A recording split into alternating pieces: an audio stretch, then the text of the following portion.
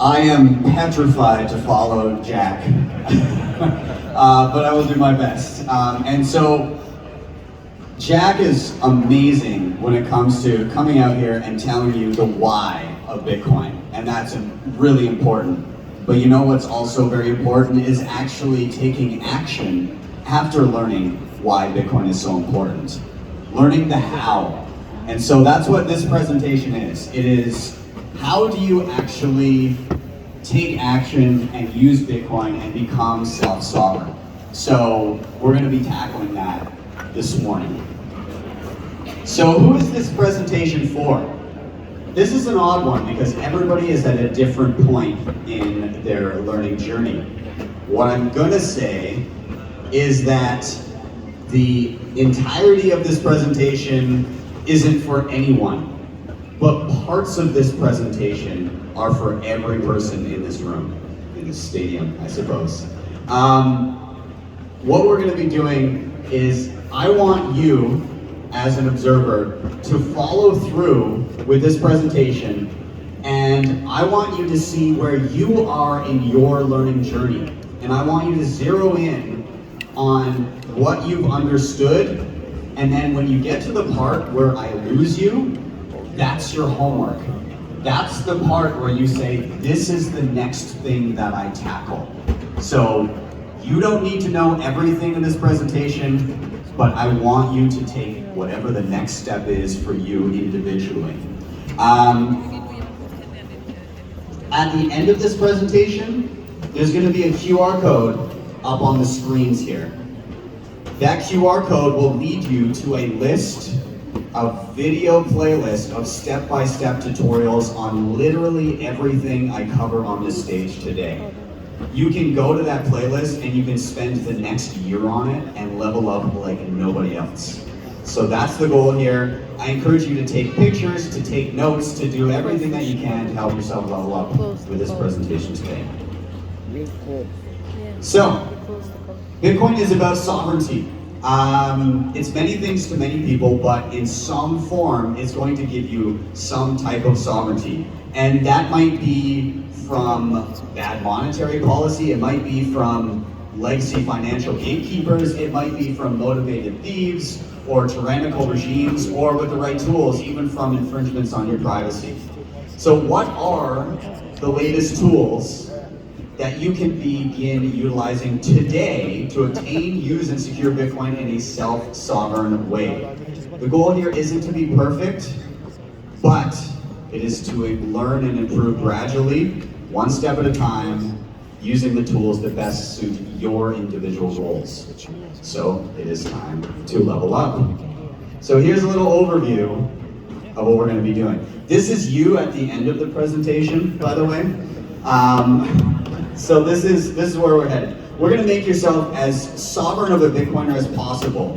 And you can attack this from many different angles, but these are a few of the areas you may want to dabble in. Number one is obtaining Bitcoin. And many of you obviously have Bitcoin here, but a lot of you have probably obtained it through KYC exchanges where you have to give up your personal identification to do so.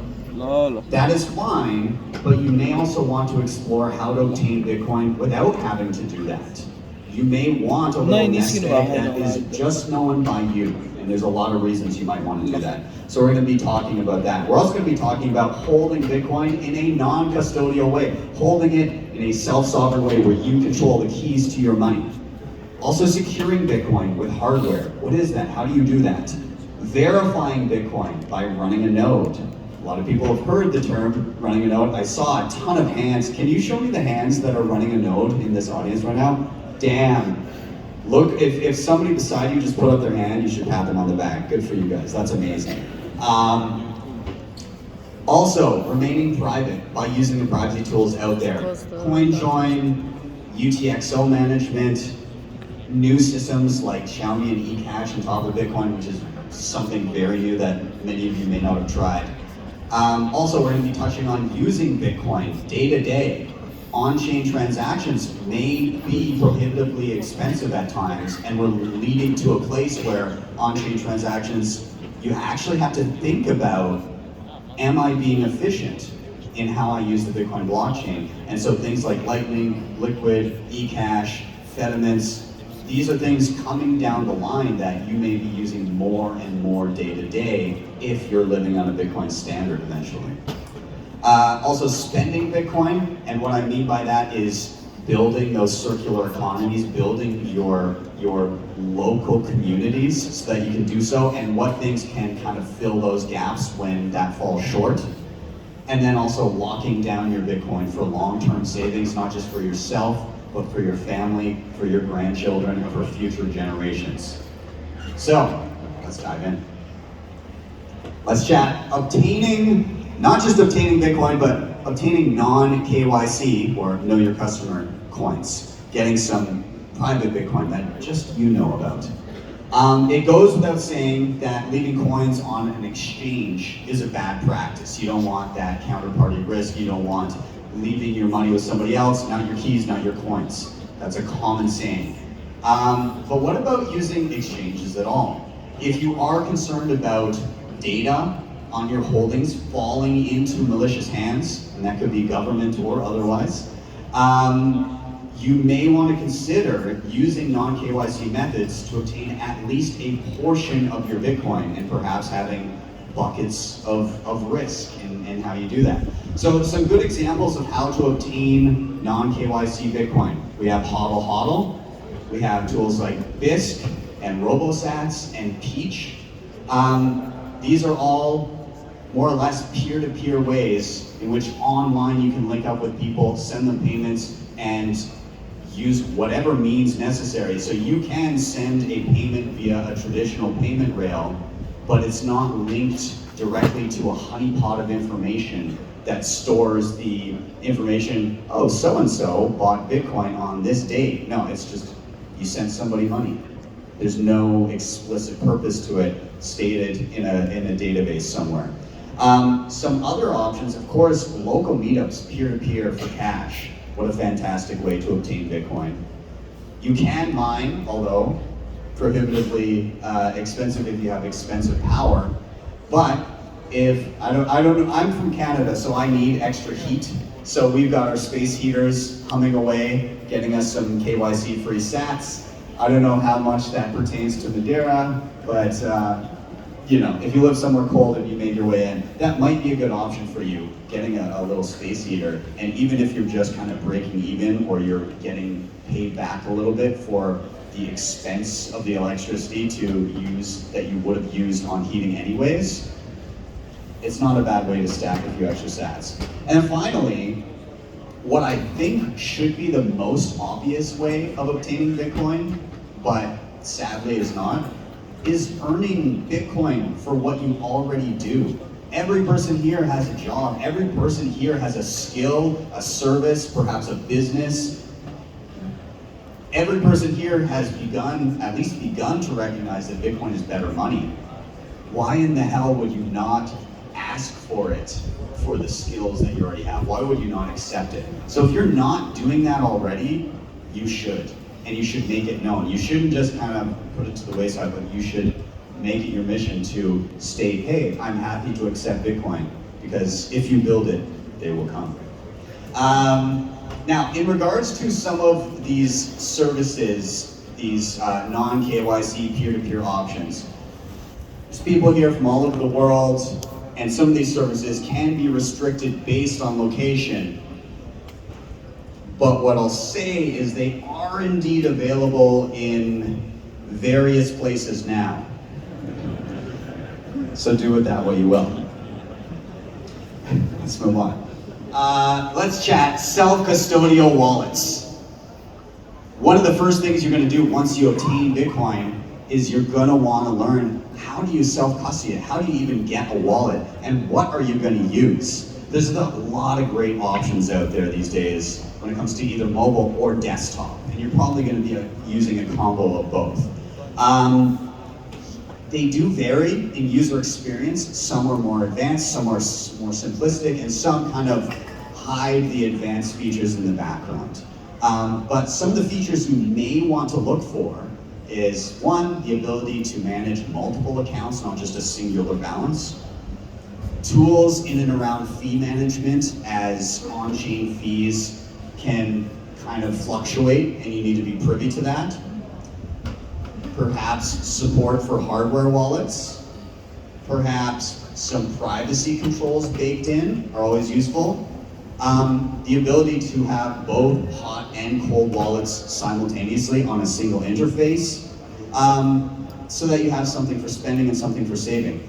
Some of the examples on the screen here are some of the ones that I use most frequently. Sparrow Wallet is, I cannot say enough good things about it, and on the surface it looks scary.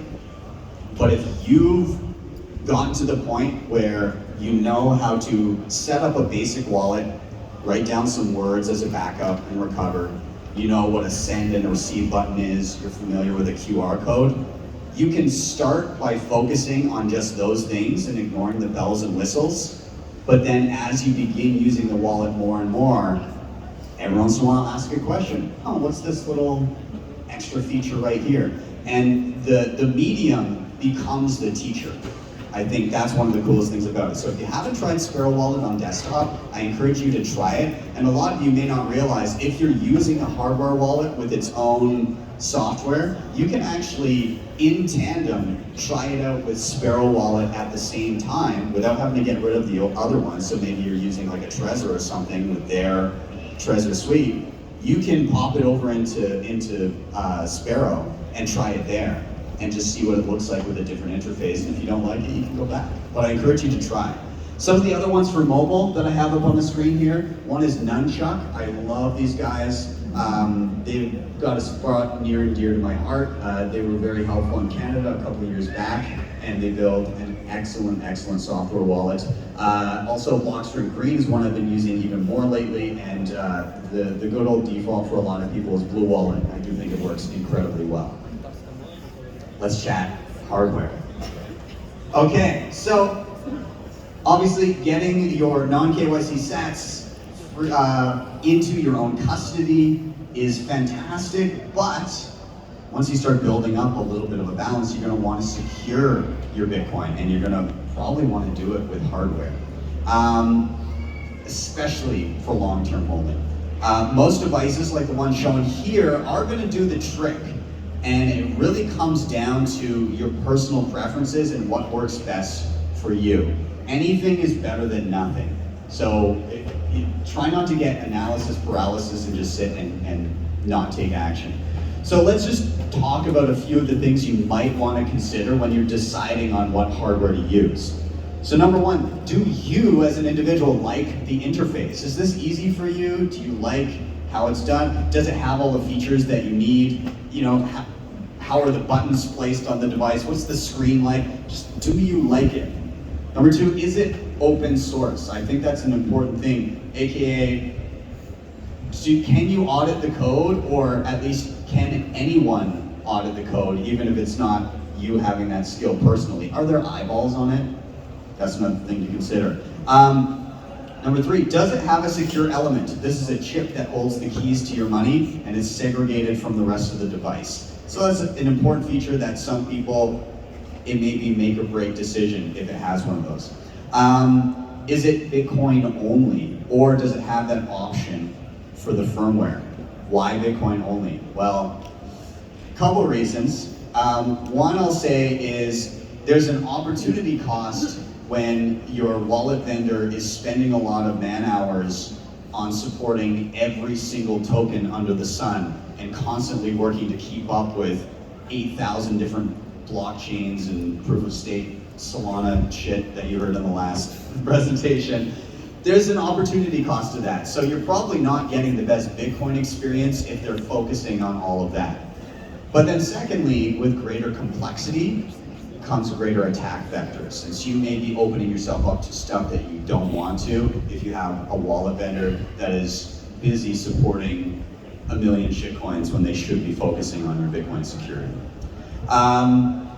Now, a few other things here you might want to consider. Can the device be used without having to use proprietary software?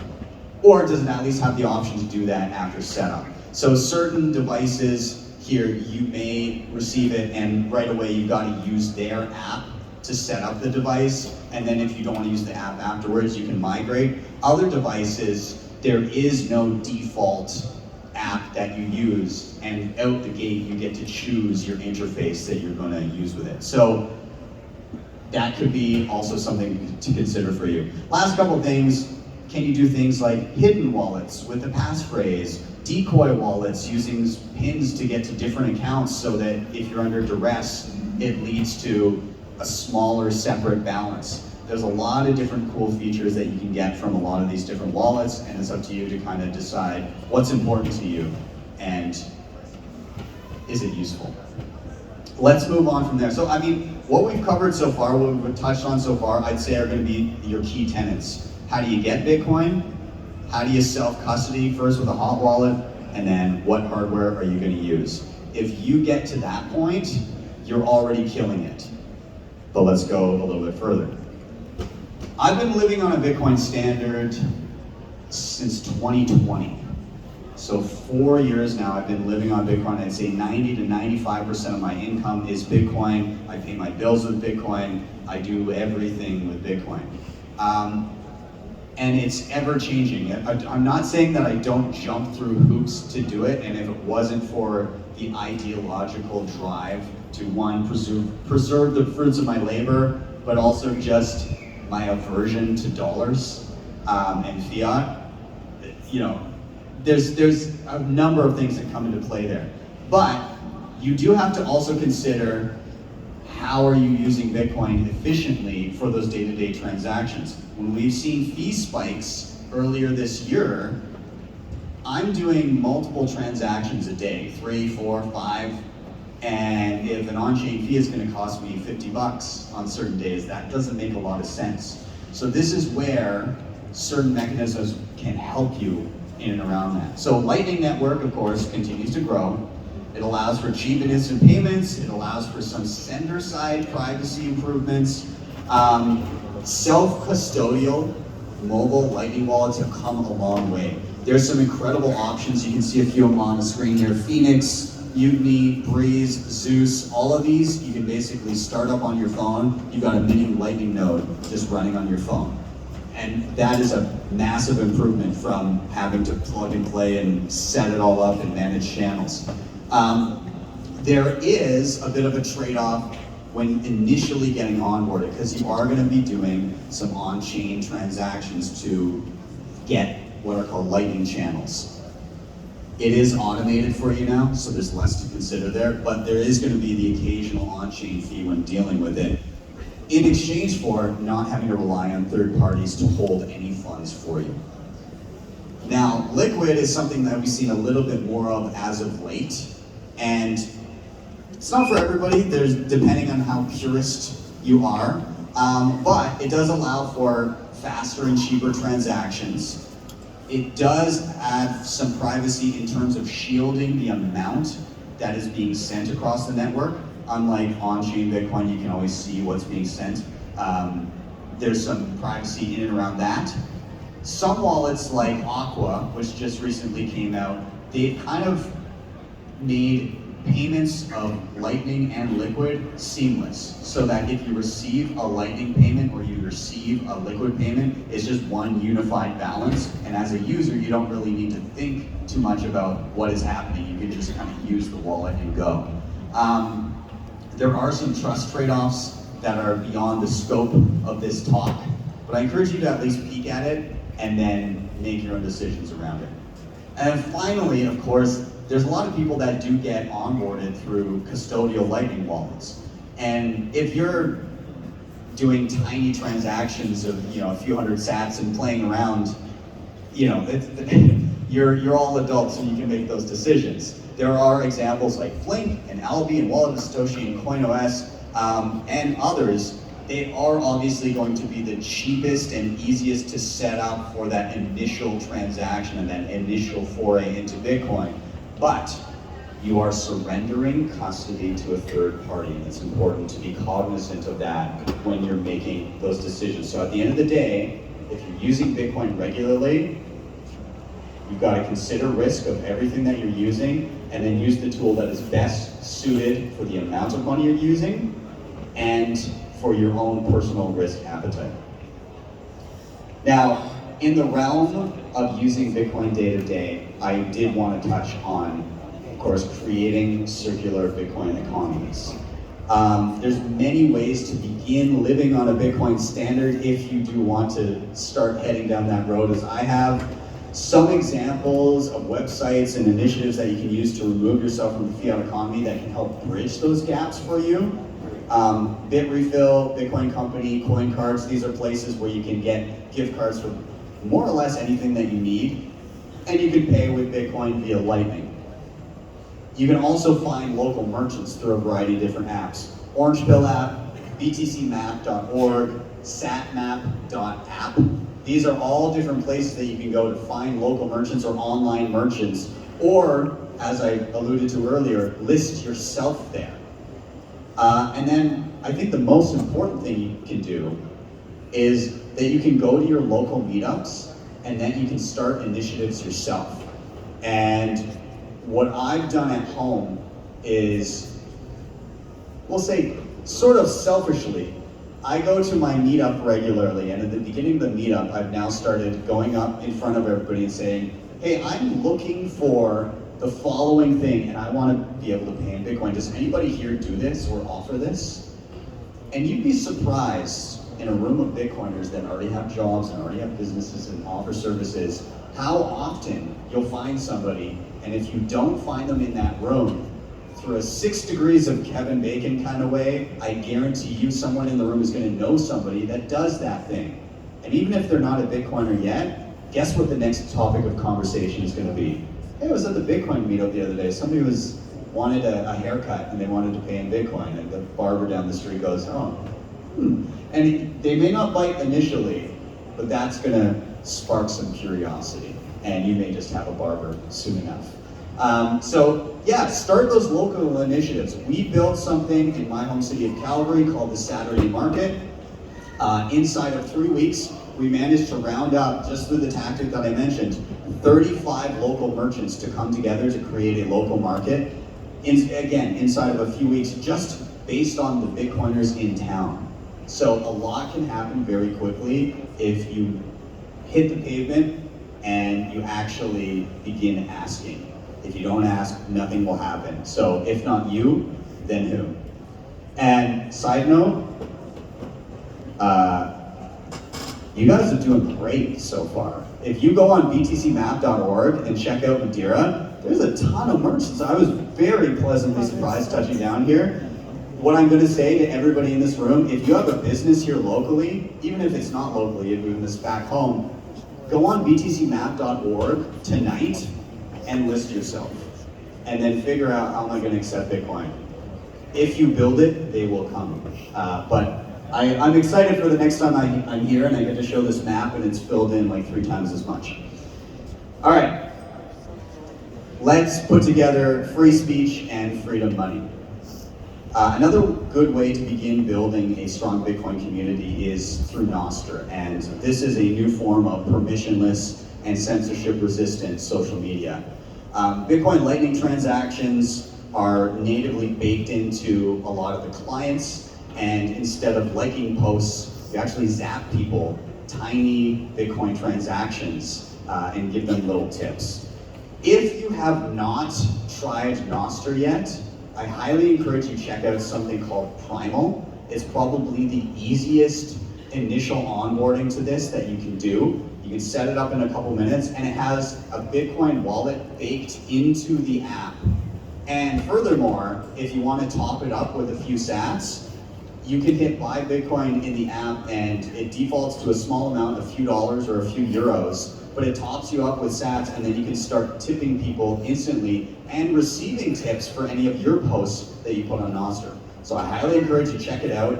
If you're looking for alternatives to Primal, you could also check out Damus on iPhone and Amethyst on Android. Both of those are super awesome as well. But nonetheless, start poking around. Nostr is a really cool tool. It's very early days and a lot is happening.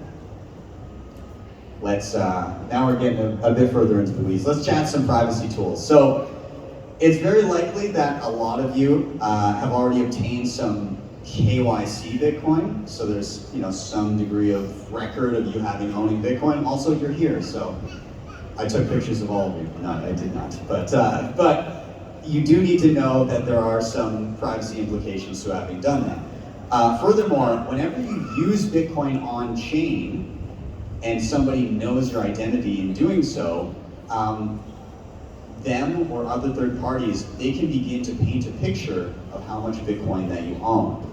So, if that's a concern of yours, you can use various tools to help preserve your privacy. You may want to explore things like CoinJoin, perhaps Coin Control, also known as UTXO management, and then you may want to dabble in a few other types of tools. I mentioned earlier something about eCash. There's a couple cool wallets where you can play around with that. You can also check out, to a lesser degree I alluded to, Lightning has some sender-side privacy benefits. Liquid has some amount-based privacy benefits, but they're not perfect, okay? These tools, they do all have varying degrees of privacy with various trade-offs. It's a spectrum. It's very difficult to be perfect, but don't let perfect be the enemy of good, and start trying out some of these tools today. Some of the stuff on the screen here, of course, one form of CoinJoin is Whirlpool. You can do that through Samurai Wallet on mobile. It's also baked into Sparrow Wallet on desktop. Other forms of CoinJoin include things like Wasabi Wallet, Join Market. In terms of eCash, I would encourage you guys to check out Enux Wallet, and Minibits is another cool one. And then, again, finally, when it comes to Lightning and Liquid, you guys can play around with some of the previously mentioned stuff. All right, let's chat nodes. I'm preaching the choir here. Half the audience is running a node already, but bear with me, we'll fill everybody else in here. A full node, what is that? It's simply you running a copy of the Bitcoin software, which hosts the entire history of Bitcoin's transactions, as well as a copy of the rules that govern the network. If you are not running a node, you are trusting someone else to do it for you. And so, what can you do when you run a node? Number one, you can connect your wallets to it. So if you're running Sparrow Wallet or you're running some other software wallet, you can take your wallet and say, hey, instead of looking at some other person's random copy of the blockchain, look at the one that I've downloaded and I'm hosting myself. That's where you're going to check for my balance. That's where you're going to check that all of the transactions I'm doing and receiving are in line with the rules of the network. Nobody else is telling that. Number two, you will no longer be leaking your transaction data to an potentially unknown third party. When you do a transaction and it routes through somebody else's node, they get to see, oh, somebody from this IP address sent a transaction for this amount, or somebody from this IP address asked about a balance. And so if somebody wanted to log that information, they could, and again, could begin painting a picture of somebody that owns a certain amount of Bitcoin. You can also protect yourself from anyone trying to change the rules of Bitcoin, like the 21 million cap. Basically, if you're running a node and you're pointing your wallets towards your own node, that economic activity is looking at that rule set. If somebody wants to change the rules of Bitcoin and say, oh, there's going to be 42 million now. If you're looking at your own node and you're looking at those rules, you ignore what somebody else is trying to change. So it gives you a degree of self-direction and a degree of certainty that, hey, this is what I believe to be Bitcoin, these are the rules that I'm going by, and if you try to change them, nobody can force me to change the software on my node. And then on top of this, a lot of these devices that you can get now that are plug and play, you can run a ton of other great Bitcoin apps alongside them. So not just point to your copy of the blockchain, but you can host your own Lightning node and learn about channel management. You can host a copy of mempool.space that Jack had up here showing all of the data in the mempool. You can host things like Join Market for privacy. You can do a whole bunch of different things, and you can also host other self-sovereign applications. Your files, your passwords, your photos, Nostr clients, AI stuff. You can do all kinds of cool stuff that isn't just Bitcoin. Oh, and actually, really quick, I just want to point out some of the options out there. Number one, if you want to try for free, just download Bitcoin Core on your computer and then link Sparrow Wallet to it. You don't need to spend any money.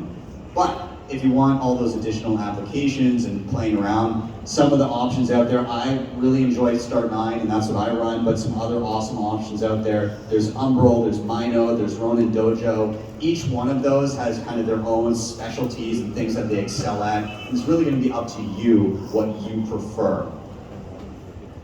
All right, we're getting into the weeds, and we're rounding the corner towards the end here. Last thing, big thing I want to touch on is multi-sig. And so this is when you've gotten to a point, and a lot of you, I'm sure, are maybe to the point where you have a hardware wallet and you're secure your Bitcoin that way, but you've just seen your net worth kind of explode in this past calendar year, and maybe you're thinking like, holy crap, I've got one device and a written set of words, and that's all that stands between me and losing my sats forever. And what happens if somebody kicks in my door and threatens me with a $5 wrench? You might be faced with just giving them those 12 or 24 words and kiss goodbye to your life savings. So what are those potential solutions there? This is where you can make those $5 wrench attacks impossible. Multi-sig. You can think of this as a digital vault that requires multiple keys to open. And if you geographically distribute those multiple keys, then a $5 wrench attack is impossible. You are unable to divulge all the keys to a single attacker in a single location. If somebody wants the rest of them, they're going to be grabbing you, your one key, and go on a road trip. And criminals tend to like it to smash and grab. It's usually not a lengthy operation, but nonetheless, there's many ways to set up a multi-sig. There are kind of user-friendly options, and then there's the more kind of self-sovereign options. Let's chat kind of the easy option at the expense of a degree of privacy depending on how you do it. And this would be like a collaborative multi-sig option or an assisted multi-sig option. The way this would work is maybe you have a digital vault with 3 keys and you require at least 2 keys to open the vault. You, as the individual, hold 2 of the keys, and a company holds the 3rd one. What this allows you to do is, at all times, you can unilaterally move your funds without the permission of that company. Furthermore, the company by themselves cannot move your funds at all because they only have 1 key. But if you screw up and you lose one of your keys, you then get to go to the company and say, hey, I'm going to need you to help me with that other key so that I can move my funds.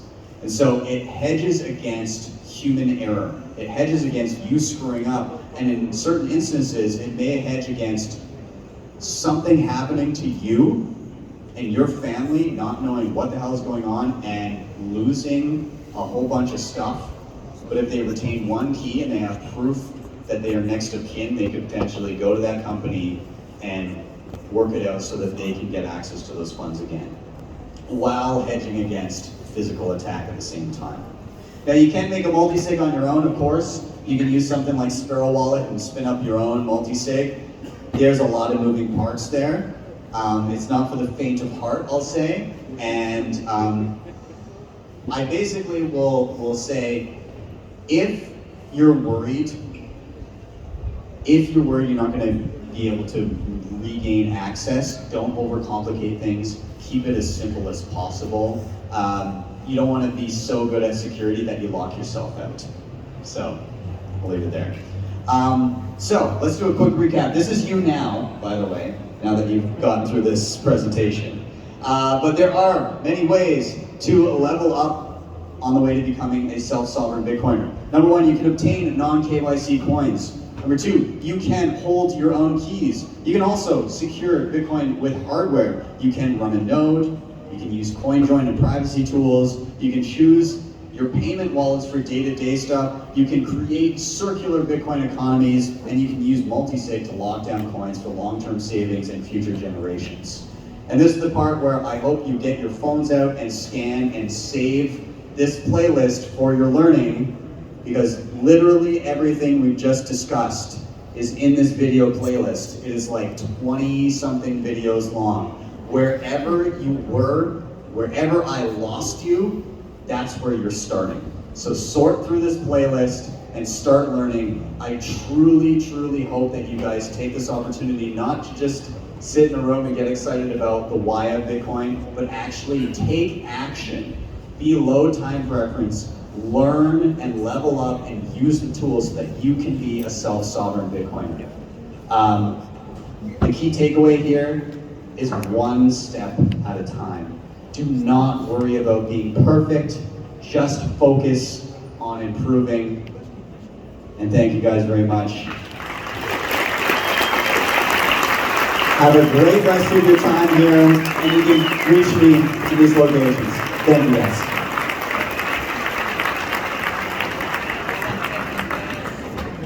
All right, so Bitcoin 101, we're going through the text.